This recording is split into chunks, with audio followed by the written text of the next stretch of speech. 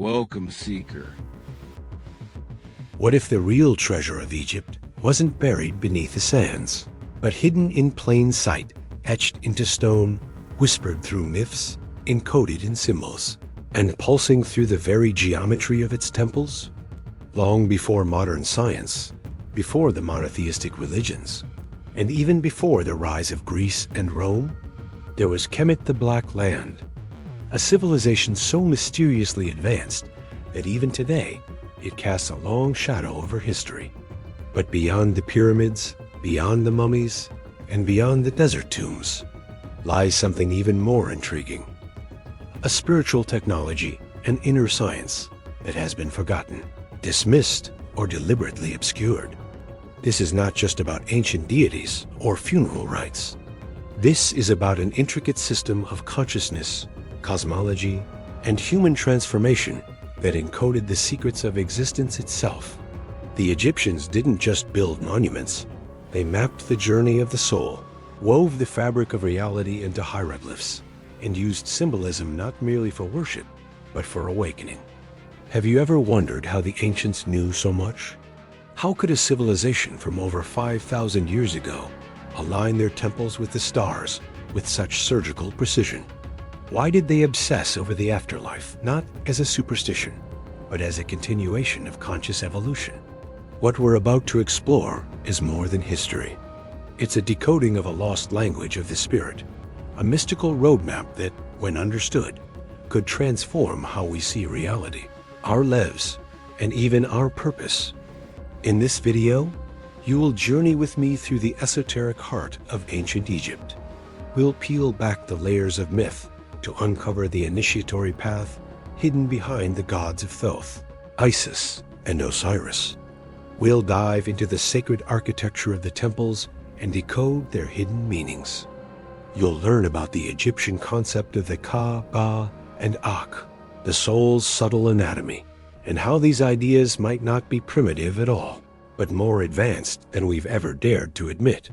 We'll explore the hidden initiatory knowledge embedded in Egyptian temple design, the role of sacred geometry, vibration, and sound in spiritual awakening, how the ancient Egyptians perceived consciousness, death, and the multi-dimensional self, and how modern seekers can use this wisdom practically and profoundly in today's chaotic world.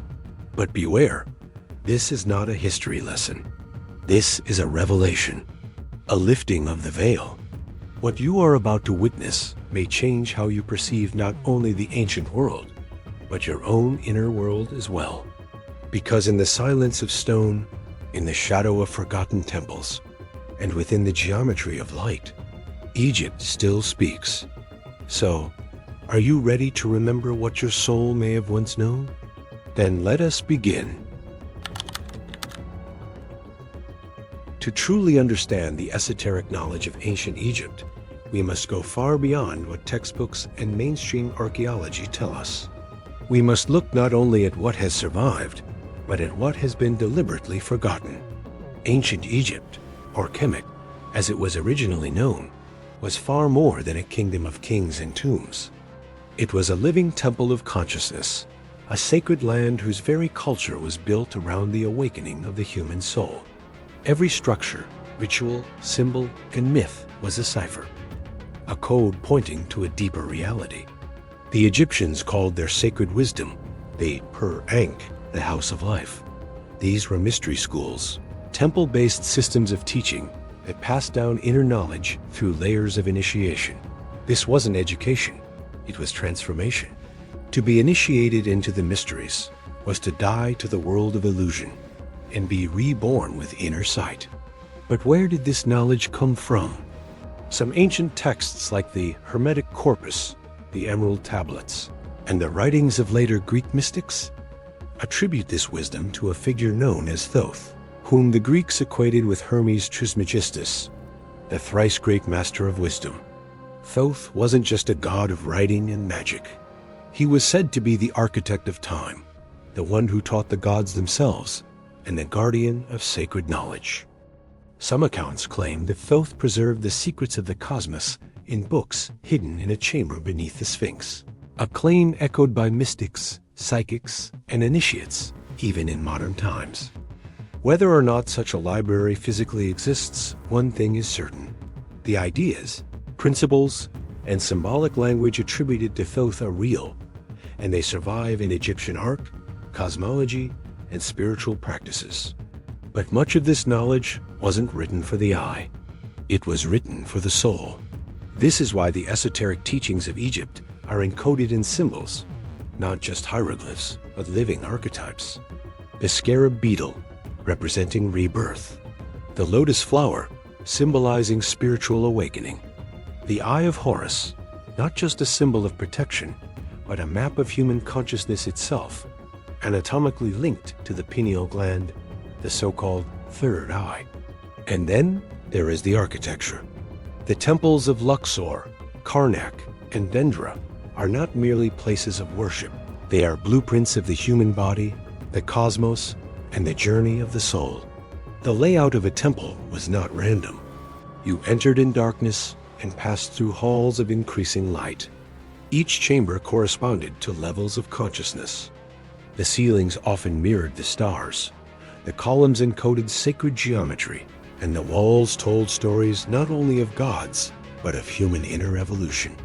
Consider this: the Temple of Luxor, as shown in the work of French scholar Schwaller de Lubitsch, mirrors the proportions of the human body.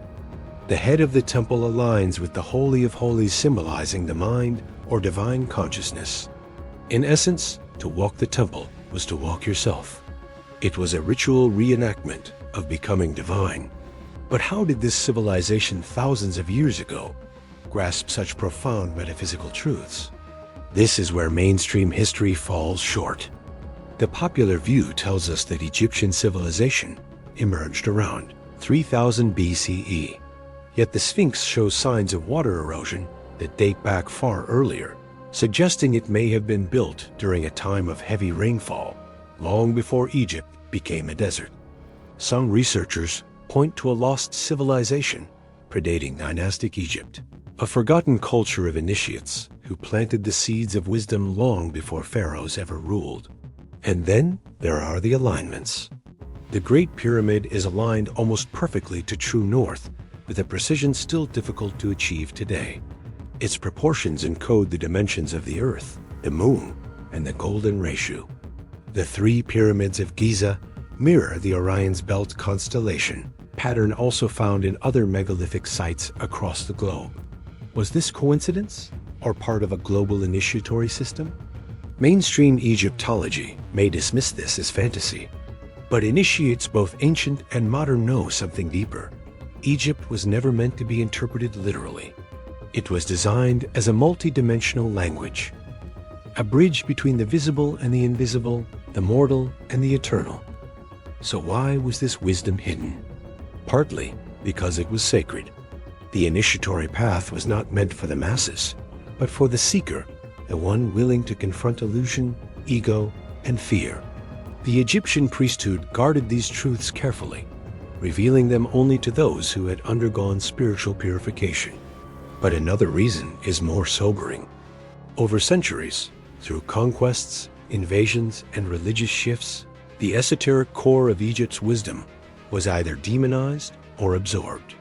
The rise of monotheism reframed Egyptian gods as idols. Mystery schools were shut down. Texts were burned or rewritten. And what remained was a shell, a mythology stripped of its soul. Yet not all was lost. The flame was kept alive in Hermetic writings, in alchemical texts, in the secret teachings of the Gnostics, the Sufis, the Rosicrucians, and even the Freemasons. These lineages, though veiled, carried forward fragments of the Egyptian code. And now, in our time, when humanity teeters between spiritual awakening and collective amnesia, these truths are beginning to resurface. You are not watching this by accident. You are not hearing these words by chance. There is a reason you are drawn to this mystery, because part of you, perhaps a deeper, older part, remembers what it meant to live in alignment with cosmic law, remembers the temples, the teachings, the sacred silence, remembers that life was never meant to be mundane. but mystical. And so, we journey deeper, not just into Egypt's past, but into its inner meaning, because what was once hidden is now ready to be seen. The ancients spoke in symbols, because truth is too vast for words alone. And nowhere is this more evident than in the sacred symbology of ancient Egypt. To the casual observer, Egyptian art appears decorative or even fantastical. A man with a falcon's head, a scarab beetle pushing the sun, a feather deciding the fate of a soul. But for those initiated into the deeper mysteries, these are not myths. They are maps, spiritual algorithms written in the language of eternity. Let us begin with one of the most misunderstood deities in the Egyptian pantheon, Thoth, the mind of the cosmos. Thoth, or Jehudi, was not simply the scribe of the gods, he was consciousness itself. Often depicted with the head of an ibis, his long beak pointed toward the stars, representing higher intellect and celestial order. He was the master of time, the inventor of writing, and the keeper of sacred knowledge. In esoteric circles, Thoth is seen not merely as a mythological figure, but as an archetype of divine mind, the principle that mediates between the infinite and the manifest. When we seek wisdom, align with truth, or pursue inner balance, we are invoking the energy of Thoth within ourselves. This is not just metaphor. The Emerald Tablet, attributed to Thoth, contains perhaps the most famous Hermetic maxim, "As above, so below."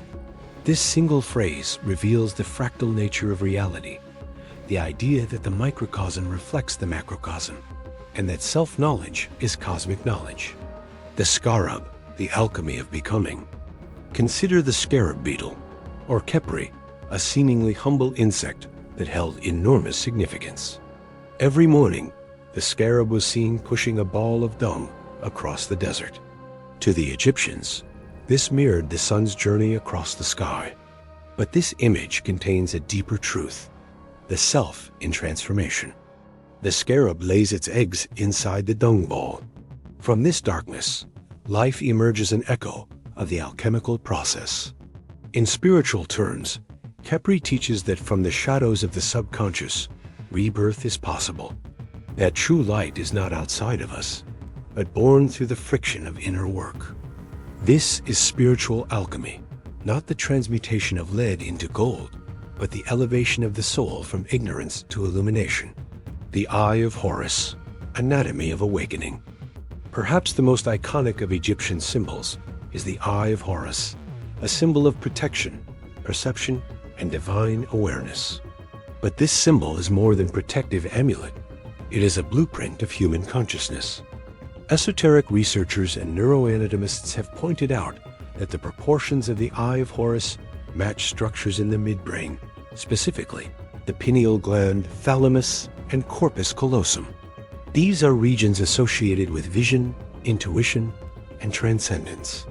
In myth, Horus loses his eye in battle with Set, the god of chaos. The eye is later restored by Thoth. This cycle is not only celestial, but psychological. It represents the human journey, to face the shadow, to be wounded by conflict, and to return with deeper vision. It is the process of spiritual initiation, of losing ordinary sight and gaining inner sight. This is why the pineal gland has long been called the third eye. The Egyptians weren't just mystics, they were anatomists of the soul. The Ankh, the key of life. Then there is the Ankh, the cross with a looped top. It's everywhere in Egyptian art, held by gods, offered to kings, pressed against the lips of the dead. The Ankh is often translated simply as life, but its shape tells a deeper story. The loop at the top represents the eternal, the feminine, the unseen realm. The vertical line represents the masculine, the active principle. The horizontal arms are the union of both in balance, spirit and matter, heaven and earth. To hold the Ankh is to hold the key to eternal life, not in the sense of physical immortality, but the realization that you are already eternal, that your soul was never born and cannot die, it only transforms. The Ankh, in essence, is a symbol of gnosis, the direct experience of truth. The myth of Osiris, death as initiation. And finally, we turn to one of the most important myths in Egyptian spirituality, the story of Osiris, Isis, and Horus. Osiris, the just king, is murdered and dismembered by his brother Set, the god of chaos. Isis, the divine feminine, searches for his scattered pieces, and through magic and love, reassembles him. Their union produces Horus, the falcon-headed sun who defeats Set and restores order. This is no mere fable. This is a mythic initiation rite. Osiris represents the soul that must die to the world of form. Isis is the power of intuition and inner knowing. Horus is the awakened self, the inner light born through the death of illusion. Every true seeker of esoteric knowledge must walk this path. You must die to who you think you are. You must confront chaos, descend into the underworld of your psyche, and be remade in the image of something higher. This is why, in Egyptian temples, initiates underwent symbolic death, laid in sarcophagi, wrapped like mummies, and left in the darkness. Only by confronting the void could they awaken the Horus within. These symbols, Thoth, the scarab, the eye, the Ankh, the myth of Osiris, are not meant to be believed in the religious sense. They are meant to be experienced. Each one is a portal into a deeper dimension of reality and into yourself. And here lies the genius of Egyptian esotericism. They did not separate myth from science, or art from spirituality. To them, the universe was not a machine, it was a living being. And humanity was not separate from the divine, but a mirror of it. Every soul was a temple, every life a ritual, every breath a chance to remember. This knowledge was encoded, not just in their writings, but in the geometry of their temples, the orientation of their pyramids, and the vibration of their chants. It was a total system, a sacred technology of awakening, and it's waiting to be reawakened in you. If this journey stirs something in you, make sure to subscribe to Labyrinth of the Veiled as we continue decoding ancient truths in a modern age. Share your thoughts and comment below. The modern world sees ancient Egypt as a civilization of mystery, beautiful, yes, but primitive. Yet the deeper we look, the more that illusion begins to crumble. Because ancient Egypt was not merely a culture of monuments and mummies. It was a living repository of sacred science, a science that saw no boundary between the physical and the metaphysical. And perhaps the greatest symbol of this sacred science is the pyramid. Mainstream archaeology tells us the pyramids were tombs. Yet, not a single body has ever been found in any of the main pyramids. No inscriptions line the internal chambers. No funerary art. No treasures of the dead. Just stone, geometry, and silence. But the silence speaks volumes. The Great Pyramid of Giza is aligned perfectly with true north, within 3/60th of a degree. It encodes the mathematical value of pi and the golden ratio in its dimensions. Its base is level to within less than an inch across 13 acres of limestone. Its internal shafts align with the stars, specifically Orion's belt and Sirius, the celestial home of Osiris and Isis. This is not a tomb. This is a resonance chamber. Some researchers believe the pyramid functioned as a vibrational machine, a structure built to concentrate and direct subtle energy, known in ancient traditions as prana, chi, or the Egyptian Sekhem. Sound experiments conducted inside the king's chamber reveal powerful acoustic resonance. The granite walls vibrate at specific frequencies that may have been tuned to the harmonics of the human body, or even the earth itself. This suggests a staggering possibility that the Egyptians had access to a form of harmonic technology, a system of energy activation based on frequency, geometry, and intention. Not machines made of metal and wires, but machines made of stone, sound, and consciousness. This sacred technology extended far beyond the pyramids. Take the Temple of Hathor at Dendera. Carved on the walls is the mysterious Dendera light, a bulb-shaped object held by figures connected to what appear to be cables inside a chamber with lotus stems and serpents. Mainstream scholars dismiss this as mythology, but others suggest it depicts a form of plasma energy or even an early form of electrotherapy. Whether literal or symbolic, the message is clear. These temples were not simply places of worship. They were energetic circuits built along ley lines, infused with astrological alignments, and designed to raise the vibration of those who entered them. Every column, every carving, every chamber was encoded with sacred geometry, proportions that matched the human body, the orbit of Venus, the spiral of galaxies. Because the Egyptians didn't separate spirit from science, they understood that geometry is consciousness made visible. To walk through a temple was to walk through a resonant field, a technology of transformation that aligned your body, mind, and soul with the cosmic order. The goal of Egyptian sacred science was not merely power or knowledge, it was initiation. To awaken the hidden faculties of the human being, to activate the latent potentials within the Ka vital energy, the Ba soul personality, and the Ankh immortal spirit, to become what the Greeks would later call the philosopher king, and the Egyptians called a living god. This was not metaphor. Inside the temples, initiates underwent a series of symbolic trials, rituals involving sound, light, darkness, fasting, sacred postures, and altered states of consciousness. They practiced breathwork, vibrational chanting, and possibly even consumed psychoactive substances in highly controlled ceremonial settings, not for recreation, but to pierce the veil. The priest-scientists of Egypt were neurologists of the spirit. They understood how to use ritual, sound, and architecture to induce experiences of ego death and cosmic unity.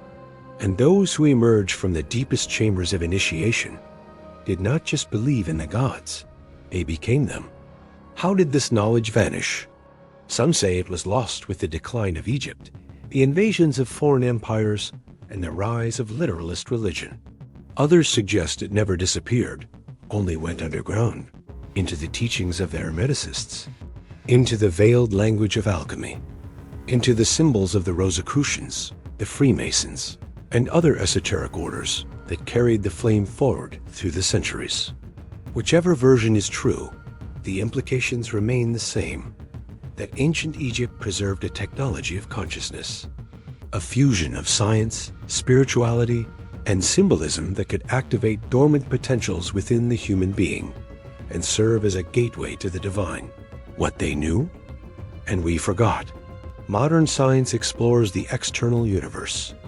Ancient sacred science explored the internal universe not as fantasy, but as a precise system of transformation.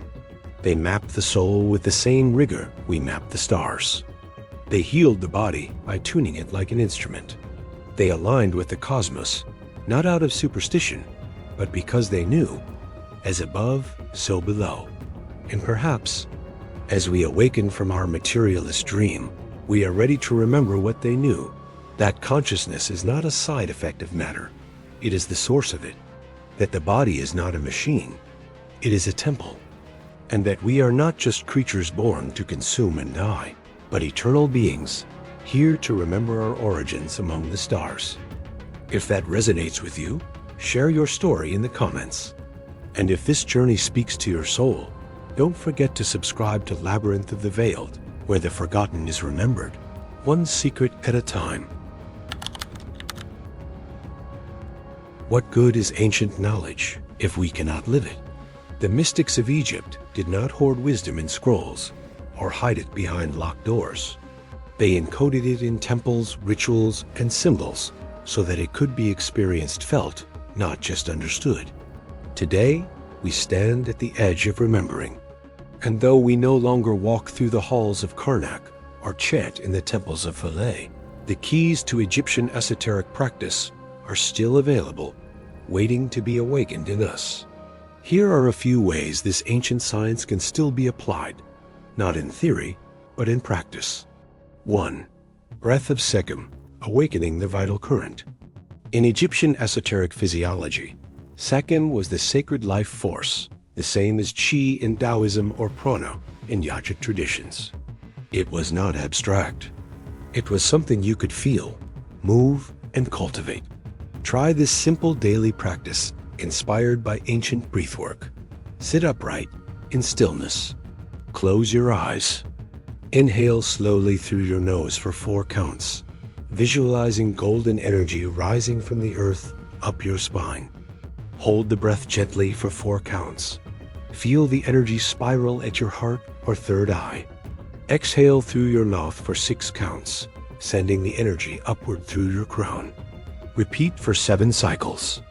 This breathing sequence mirrors the pyramid structure, a grounded base, a central chamber, the heart, and an apex, the crown. Over time, you may begin to feel the presence of Sekhem, a warmth, a vibration, a subtle power flowing through you. This was the foundation of all Egyptian energy work, to awaken the current of life within. 2.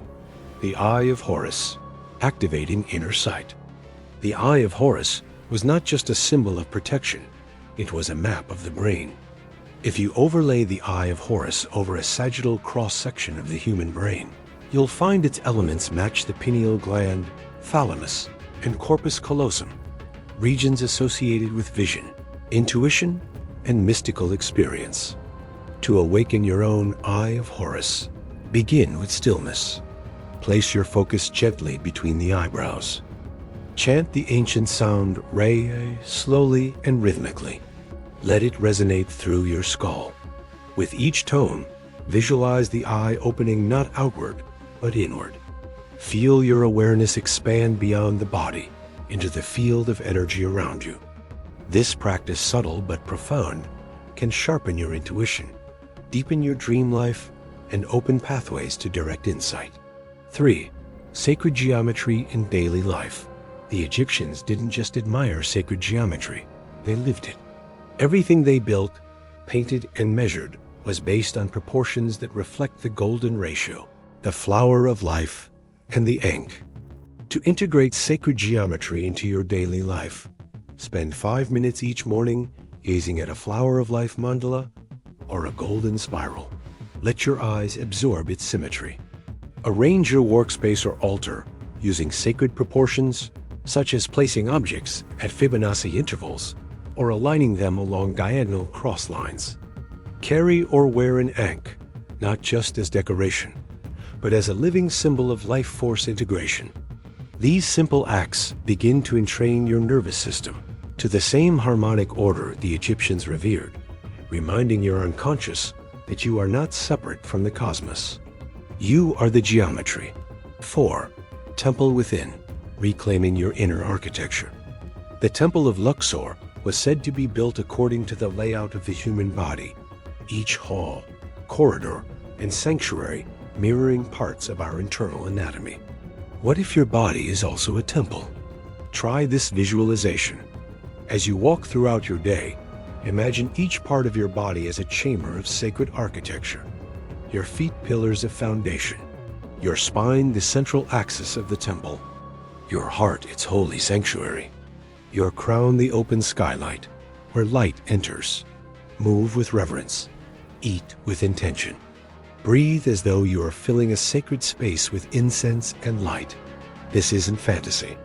It's how the Egyptians lived, with the awareness that we are not bodies with spirits. We are spirits walking in sacred bodies. 5. Remembering your name, the power of the true self. To the Egyptians, your true name held power. It was more than a label. It was a vibrational code tied to your soul's essence. Modern life trains us to forget who we are, but the ancient ways remind us to remember. A daily practice. Sit in silence. Ask yourself, not with the mind, but with the soul, what is my true name? Don't force it. Let a word, image, or vibration rise. When it does, speak it aloud softly, as though speaking to the stars. Use this name in your private rituals, meditations, or journaling. This is not about inventing a fantasy identity. It's about reclaiming the part of you that was never conditioned, never broken, never lost.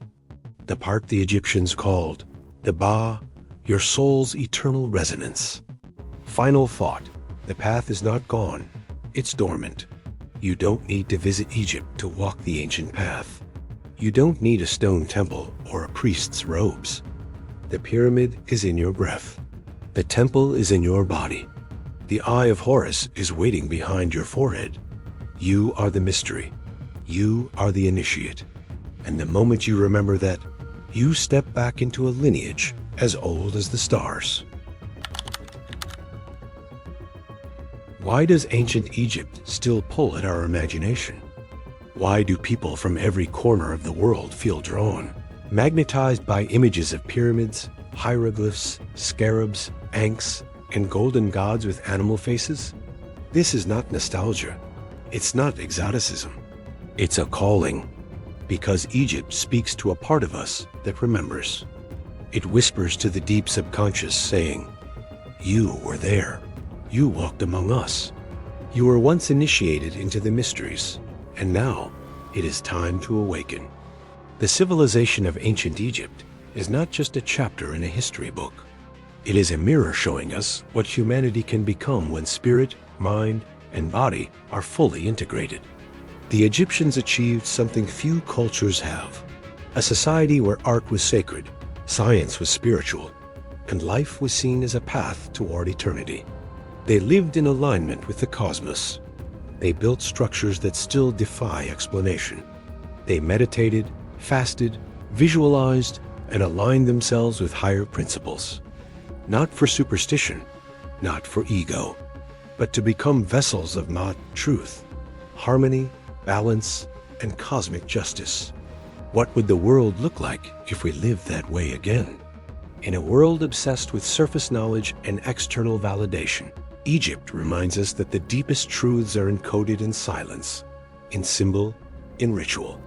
It challenges us to look deeper, at our dreams, at the rhythms of nature, at the symbols we dismiss as mere myth, and at the inner temple we've forgotten to enter. What if the gods of Egypt were not external beings, but archetypes of your own consciousness? What if Isis, Osiris, Horus, and Thoth are inner forces each waiting to be activated?